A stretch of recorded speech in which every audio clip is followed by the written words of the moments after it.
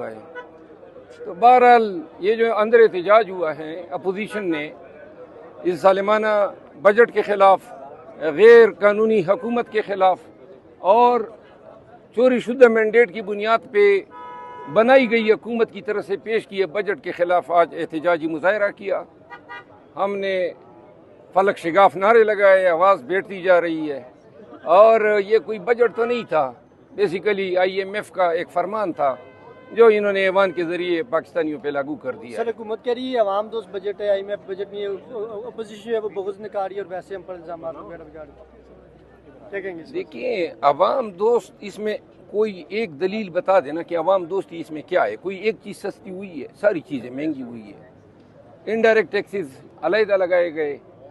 جو اپنے اسراف اور اپنے عیاشیوں اور آسائشوں کے لیے جو قوم کے خزانے کا بے دردی سے استعمال کر رہے ہیں وہ اب ٹیکسوں کی مد میں عوام کی کال اتار کے یہ پوری کریں گے.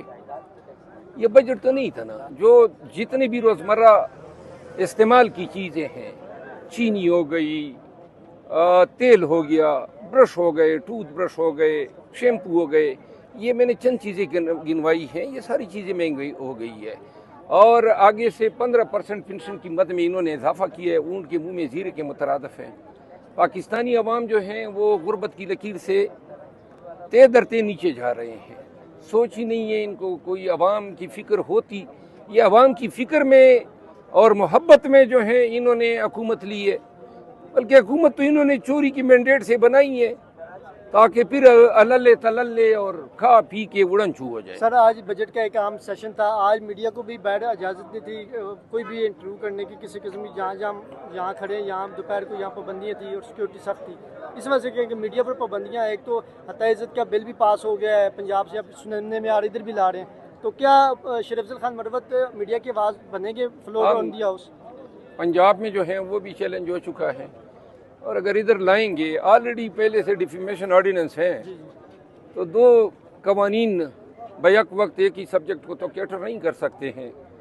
اسی لا کو پھر یہ امینڈ کریں گے. اگر لائیں گے تو ہم چیلنج کریں گے. یہ بتائیے گا پیپلز پارٹی والے ناراض ہو کہ یہاں سے چلے گئے اور ان کا بیانیہ یہ ہے کہ ہمیں اعتماد میں نہیں لیا گیا، بجٹ پیش ہو رہا ہے ہمیں پتہ ہی نہیں ہے.